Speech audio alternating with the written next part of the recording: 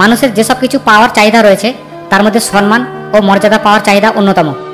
একজন মানুষ সবসময়ই অন্যের কাছে অনুকরণীয় আদর্শ হতে চায়, কিন্তু সবাই কখনোই সেটা হতে পারে না।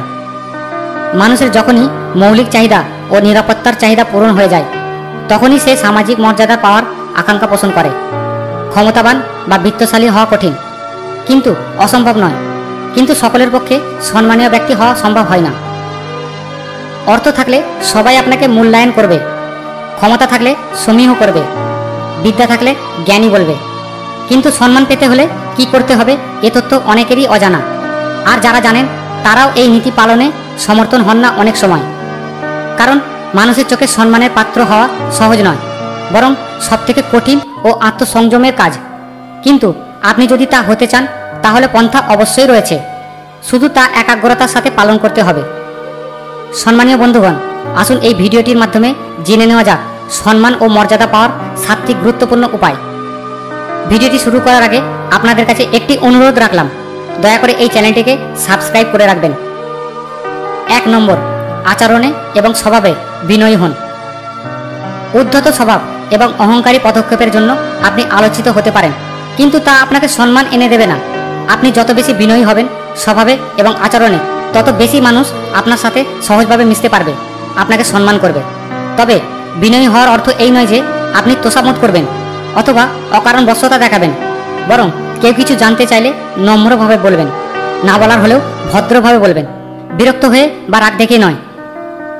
2 নম্বর হলো গুণী ব্যক্তিদের সম্মান করুন। যাদের কর্মশক্তি প্রচুর, যাদের গুণ রয়েছে, যাদের কাছ থেকে আপনি কিছু শিখতে পারেন, তাদেরকে সম্মান করুন, তাদের প্রশংসা করুন। এতে করে আপনি ছোট হয়ে যাবেন না, বরং সম্মানিত হবেন। 3 নম্বর হলো বিনা স্বার্থে পরের উপকার করুন। যখন অন্য কারোর উপকার করবেন তখন কোনো রকম প্রাপ্তির আশা করবেন না, বিনা স্বার্থেই উপকার করুন। মনে রাখবেন, যখনই কারো কাছে কিছু প্রত্যাশা করবেন তখনই তার পরবর্তী আচরণ থেকে আপনি কষ্টও পেতে পারেন। আপনার আচরণে তা প্রকাশ পাবে এবং উভয়ের মাঝে সম্পর্কে অবনতি ঘটবে। কিন্তু যখন আপনি প্রত্যাশা ছাড়াই উপকার করবেন তখন আপনার সম্পর্কে অন্যদের ধারণা বদলে যাবে, সবাই আপনাকে সম্মানের চোখে দেখবে। 4 নম্বর হলো নীতির খেলাপ করবেন না। আপনি চড় খেয়ে চড় দেওয়া নীতিতে বিশ্বাস করলে তা হবে প্রতিহিংসা পরায়ণতা। এতে করে আপনার সম্মান বাড়বে না। আপনি যখন কোনো কাজ করছেন, সম্পর্কে আছেন, কাউকে কথা দিচ্ছেন, তখন নীতি মেনে চলুন। মাঝে মাঝে আপনি চাইলে অন্যকে অসম্মান করতে পারেন, তাদের গোপনীয়তা ফাঁস করে দিতে পারেন, কিন্তু তা যখন করবেন না তখনই আপনি অন্যদের চোখে সম্মানের পাত্র হয়ে উঠবেন।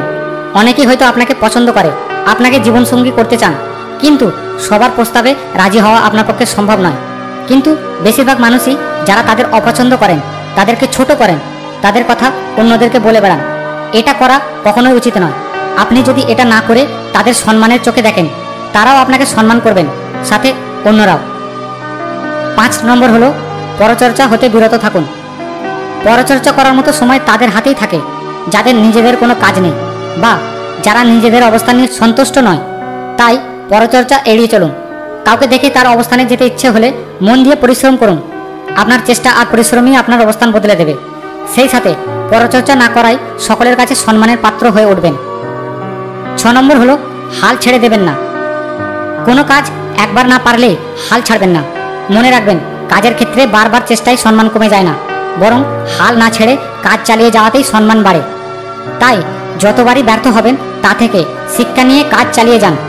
সকলেই আপনার অদম্য মনোভাবের জন্যই সকলের কাছে সম্মানিত হবেন। 7 নম্বর, শো অফ করবেন না। যারা নিজেদের গুণ, দক্ষতা বা অবস্থান দেখাতে ব্যস্ত হয়ে যান, সবাই তাদের অহংকারী বলে ভাবে। মুখের উপর কিছু না বললেও মনে মনে বিরক্ত হয় সকলেই। এই জন্য এই জাতীয় কাজ থেকে বিরত থাকুন। আপনার যোগ্যতা, দক্ষতা, অবস্থান কাজে, আচরণে এবং গুণে প্রকাশ পাবে।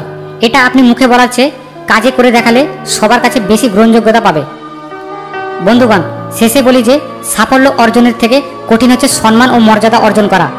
বাহ্যিকভাবে সফল অনেকেই হতে পারে, যেমন ঘুষখোর কর্মকর্তা, ভেজাল ব্যবসায়ী, দুর্নীতিগ্রস্ত রাজনৈতিক নেতা। এরা ক্ষমতার দাপটে চললেও কেউই এদের মন থেকে সম্মান ও মর্যাদা দেয় না। এর থেকে ত্যাগী একজন শিক্ষকের মূল্য সমাজে অনেক বেশি। আশা করি সম্মান ও মর্যাদা অর্জনের এই ভিডিওটির কথাগুলি আপনার জীবনে চলার পথে কিছুটা হলেও সাহায্য করবে।